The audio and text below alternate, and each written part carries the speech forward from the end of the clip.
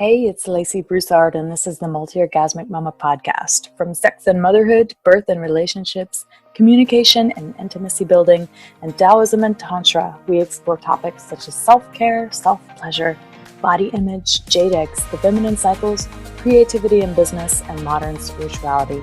The Multi-Orgasmic Mama is a place to come for true stories and transformational advice on how to be a mama and a multi-orgasmic woman too.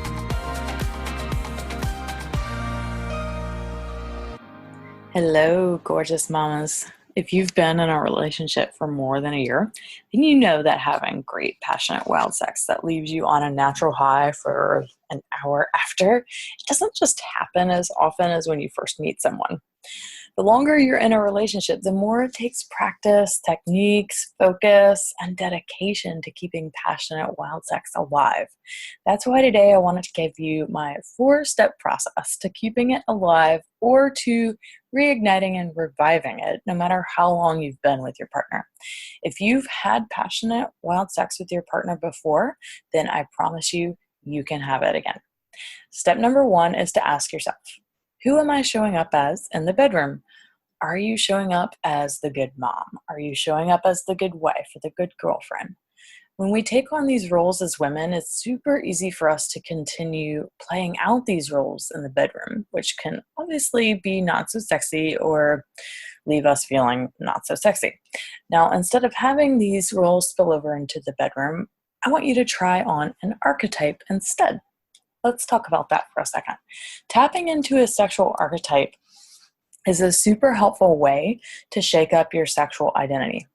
A lot of us form an identity around our sexuality, like I'm not that type of woman, or I take too long, or I'm just not that sexual, or I don't like it really fast.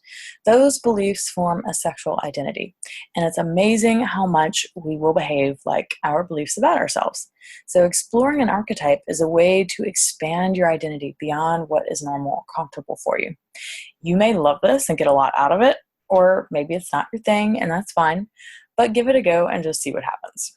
Don't get into your head about it or worry if you're doing it right, because that will take you out of the spirit of having fun with this. And just feel yourself as your archetype briefly and see how it goes. You want to pick an archetype that would allow you to be your most wild, passionate, sexual version of yourself, something that sets you free.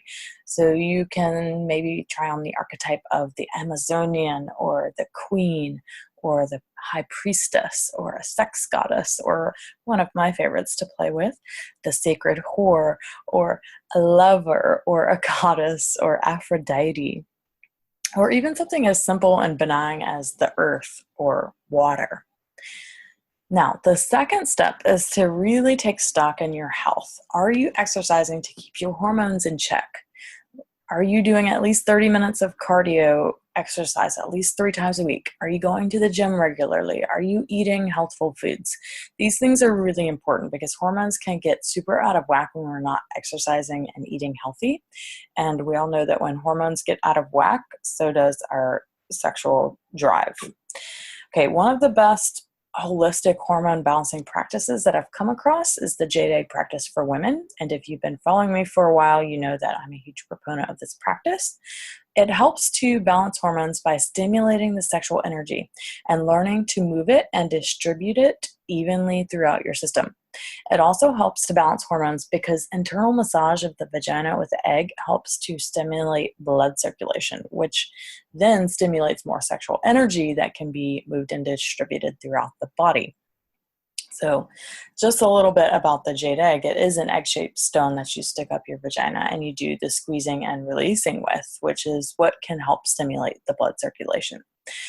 Okay, now the third step to keeping passionate wild sex alive or reigniting it is to make it a priority, to try new things. Don't get lazy, okay? Don't do the same things you always do every single time.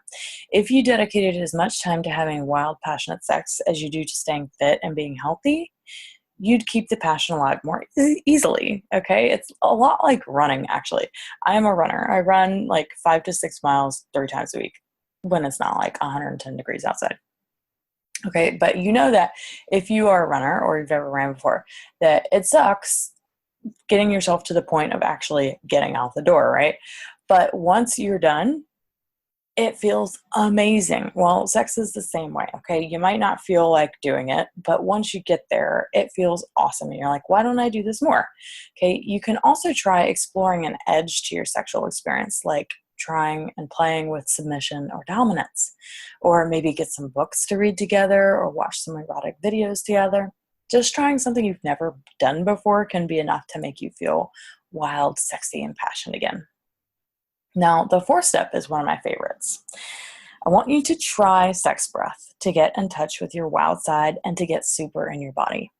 This is a tantric practice. And after doing this tantric sex breath together for 5 minutes, you then step into your archetype and have sex together as that archetype. So this sex breath works really well for getting out of your head and for helping your brain to drop cortical control for long enough so that you can get super into your body and quit judging your experience. So here's how you do it. Standing on the floor about 1 foot from each other with your legs about hips width distance apart. And you want to have a slight bend in your knees so you have a bounce in you. And you'll start thrusting your hips towards each other as you breathe deeply in and out of your mouth, deep into your hips. As your hips move forward, you're going to exhale, and as they move back, you're going to inhale. Move forward, exhale, move back, inhale. Move forward, exhale, move back, inhale. And you're going to go like this for 5 minutes.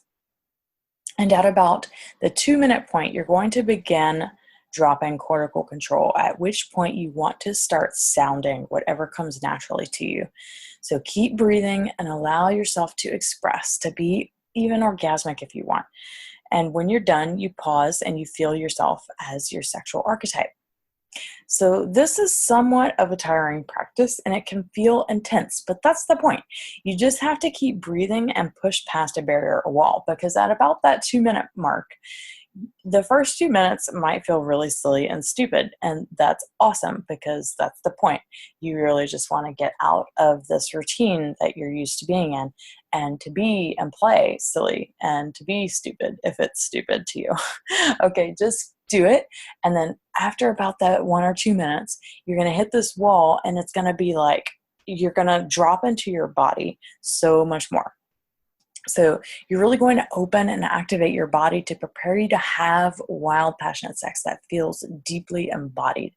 And at the end, you drop into the sexual archetype that will help you to be the most wild, primal, uninhibited version of yourself.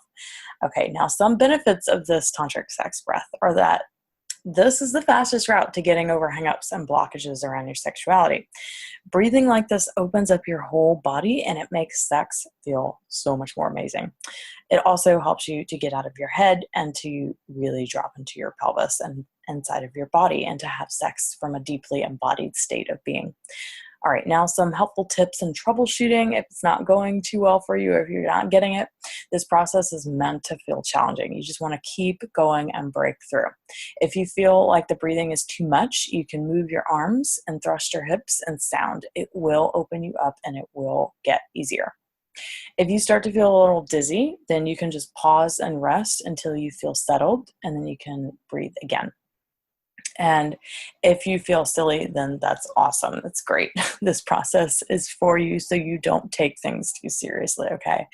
And for the sexual archetype, just remember, it's not about doing it right. There's no right or wrong. You just want to open up and see what happens. All right, Goddess Mamas, go have some wild, passionate sex tonight and let me know how your wild sex breath goes if you try it out or if you have any other questions about any of the steps that I mentioned today. You're welcome to email me at any time to Lacey@LaceyBroussard.com. And if you're loving this content, be sure to sign up for weekly updates and learn my secrets to multi-orgasmic bliss at themultiorgasmicmama.com. Talk to you next week.